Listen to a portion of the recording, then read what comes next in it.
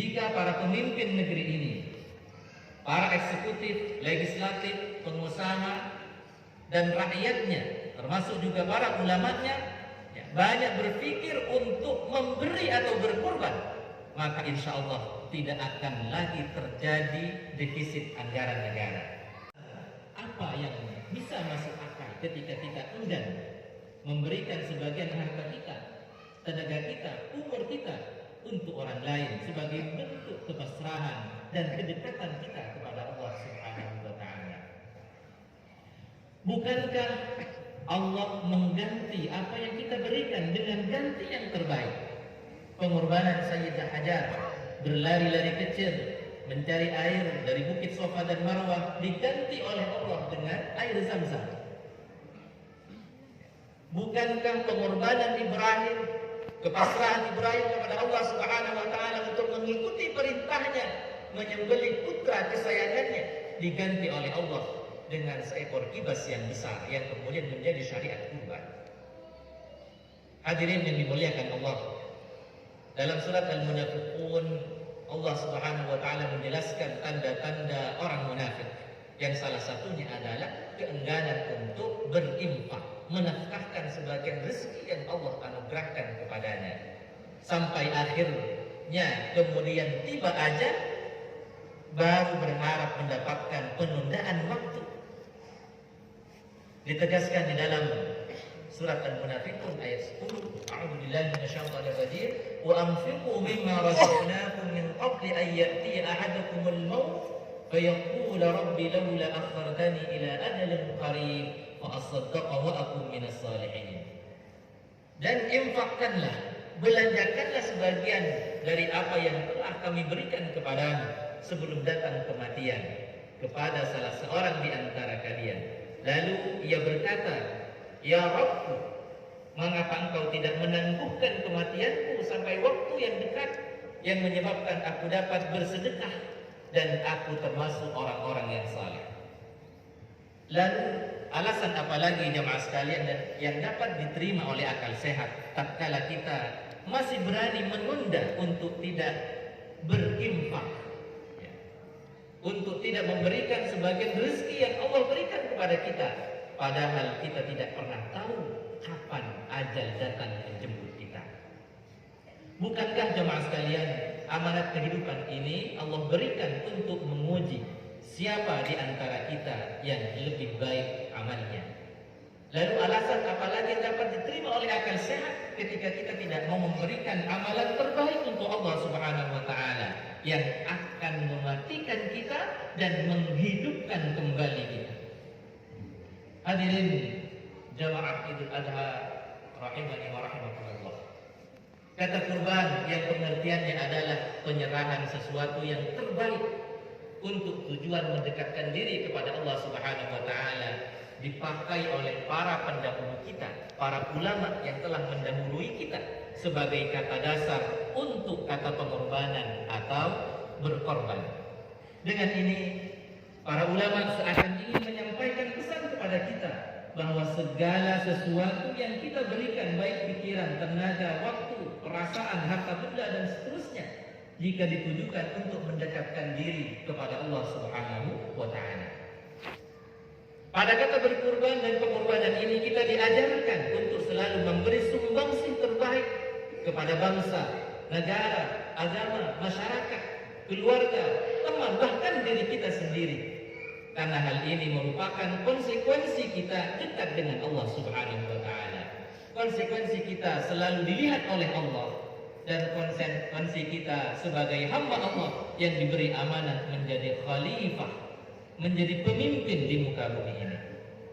Maka jemaah sekalian, jika jiwa berkurban ini dipahami dengan betul dan kemudian menjadi mentalitas kita, mentalitas bangsa kita, maka Indonesia insya Allah akan segera menjadi baldatun thayyibatun wa rabbun ghafur, dengan masyarakat yang aman, damai dan sejahtera. Jika para pemimpin negeri ini, para eksekutif, legislatif, pengusaha dan rakyatnya, termasuk juga para ulamanya, banyak berpikir untuk memberi atau berkorban, maka insya Allah tidak akan lagi terjadi defisit anggaran negara. Kita tidak akan pontang-panting lagi mencari hutangan sana sini. Karena mental kita adalah mental berkorban, mental memberi, bukan mental meminta, bukan mental mencari jatah dan jatah. Mari jamaah sekalian, dengan momentum Hari Raya Kurban ini, kita banyak berpikir dan bertindak untuk give and give, memberi dan memberi. Dan kita pasrahkan tentunya balasannya kepada Allah Subhanahu wa taala, sebagaimana Habib Nabi Ibrahim alaihissalam, Nabi Ismail dan Sayyidah Hajar dalam kisah di atas. Mari kita dengan demikian maka kita akan menjadi orang yang paling kaya, paling bahagia, tidak ada keluh kesah dalam kehidupan ini. Hadirin jamaah salat Idul Adha yang dimuliakan dan dirahmati Allah Subhanahu wa taala.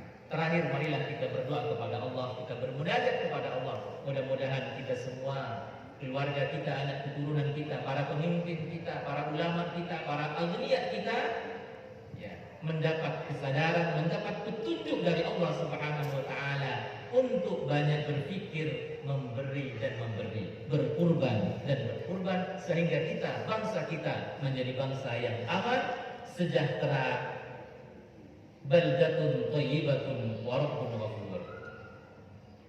Allahumma salli wa sallim wa barik ala abdika wa nabiyyika wa rasulika Muhammadin sallallahu alaihi wa ala alihi wa ashabihi ajma'in.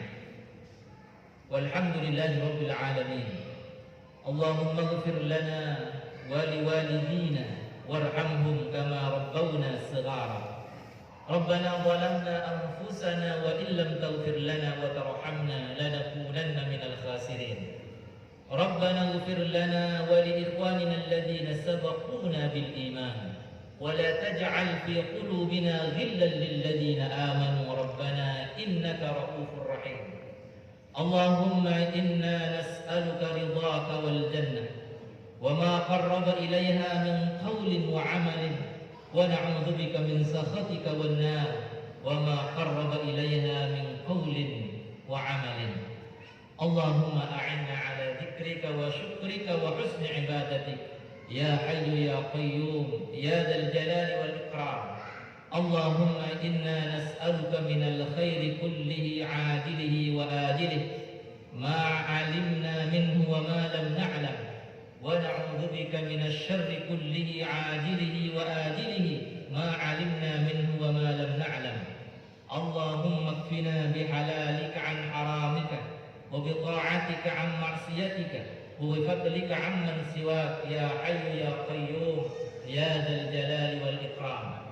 اللهم أصلح ولاة أمور المسلمين ووفقهم للعدل في رعاياهم والرفق بهم والاعتناء بمصالحهم وحبهم إلى الرعية وحب الرعية إليهم. اللهم انصر إخواننا المسلمين المجاهدين في سبيلك في كل مكان. اللهم أفرغ عليهم صبرا وثبت أقدامهم وانصرهم على عدوك وعدوهم. ربنا هب لنا من أزواجنا وذرياتنا قرة أعين واجعلنا للمتقين إماما. ربنا هب لنا من الصالحين هب لنا من الصالحين هب لنا من الصالحين. ربنا اللهم إنا نسألك حسن الخاتمة. اللهم إنا نسألك حسن الخاتمة. اللهم إنا نسألك حسن الخاتمة. ربنا آتنا في الدنيا حسنة وفي الآخرة حسنة وقنا عذاب النار. ربنا تقبل منا إنك أنت السميع العليم وتب علينا إنك أنت التواب الرحيم. وصلى الله على محمد وعلى آله وصحبه أجمعين. سبحان ربك رب العزة عما يصفون وسلام على المرسلين والحمد لله رب العالمين.